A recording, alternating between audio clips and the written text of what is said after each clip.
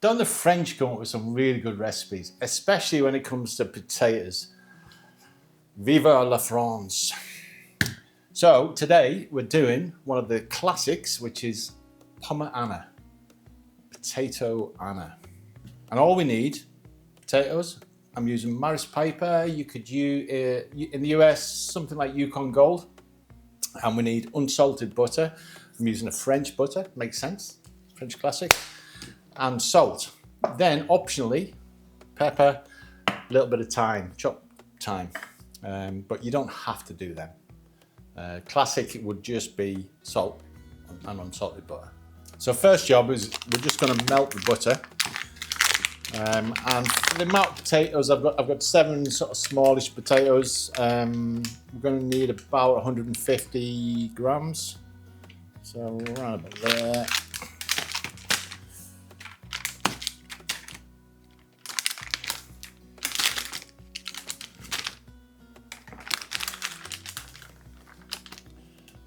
So just in a pan, you could do it in the microwave. I don't actually own a microwave. Don't like them. Just on a low heat though, just gently. You don't want to burn the butter, you don't want to brown the butter, so we're just melting it. So while the butter is melting, we'll just slice the potatoes. You could use a mandolin. Mandolin is perfect for this, but I'm in a bit of a chopping mood, and for those people who don't own a mandolin, just use a knife. And you're looking for around about sort of 2-3 millimeter thick slices.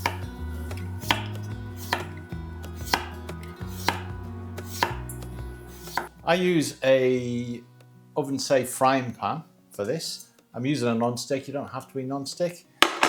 So we just get the melted butter and we just give it a coat of melted butter in the pan. No heat on at the minute.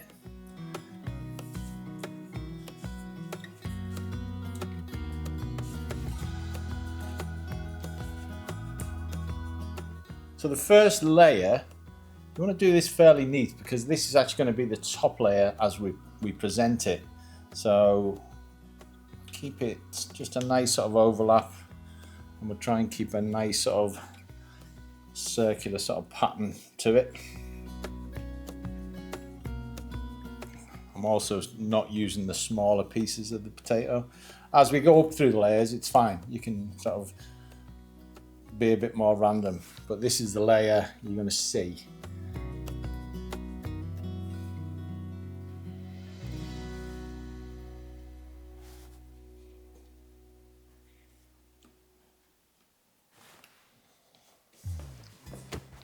And then each layer we do a little bit of salt.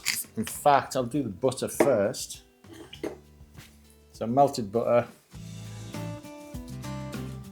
Quite a generous sort of layer because we want that nice butteriness to the flavour of this. Then we go with the salt. And like I said, pepper's optional. And so is the thyme. And don't go crazy with the thyme because it's quite a powerful sort of herb. So just a little bit. And then we just keep layering up until we run out of potato.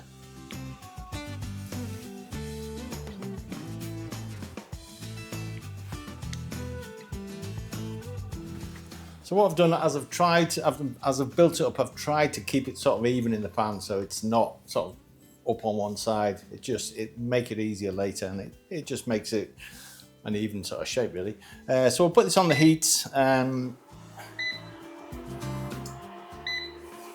just on a medium tension. What we're going to medium temperature. We're going to just cook this on the hob for around about 10 minutes. And it's just going to cook that bottom side. Then it's going to go in the oven. So we'll get the oven on now. It wants to be 180 fan, so 200 degrees centigrade non-fan. I've still got some butter left, but what I'll do before it goes in the oven, I'll just put that butter on the top and it'll just sort of melt its way into there. We'll just turn that heat off. And first thing, I'm just going to give it the last layer of butter.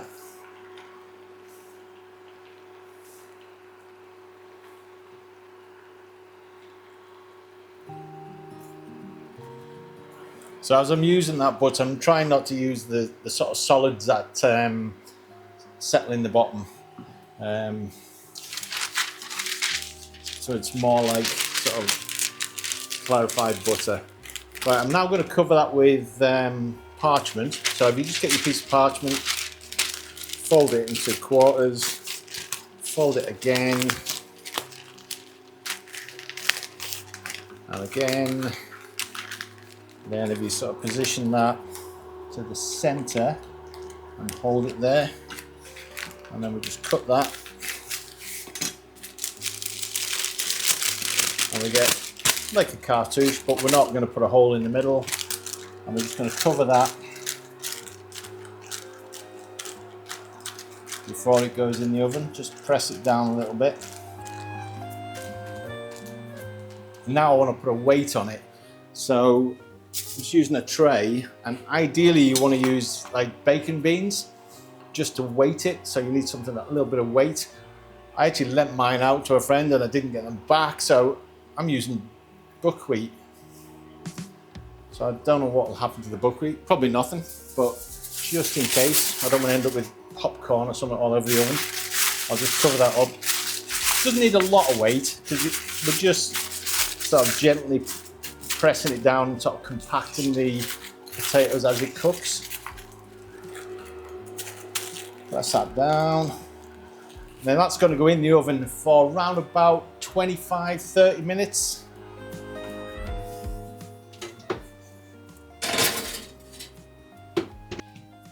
Right, so I've actually given it 30 minutes because I forgot to check it at 25 because I was making pies. Top. We get rid of our weight off the top and take off the parchment. So you can see we're starting to get a little bit of sort of crispiness around the edge, which is exactly what we want. Don't think it'll be cooked yet though. We're not far off, not far off. So it now wants another sort of 10-15 minutes back in the oven, just uncovered. And that, what we'll do is we'll get a nice crispiness to it, a nice golden sort of bottom, which will be the top.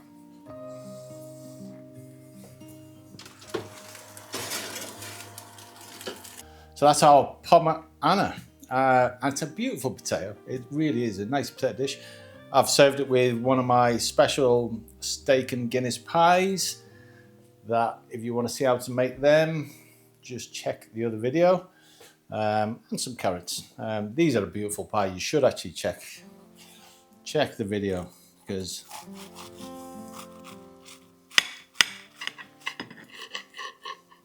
nice one for St. Patrick's Day. That's coming up soon. It's a beautiful pie. I did the larger version of the pie, so but you can do the small one, same method. But these potatoes, it deserves a special dish, to be honest. They're beautiful.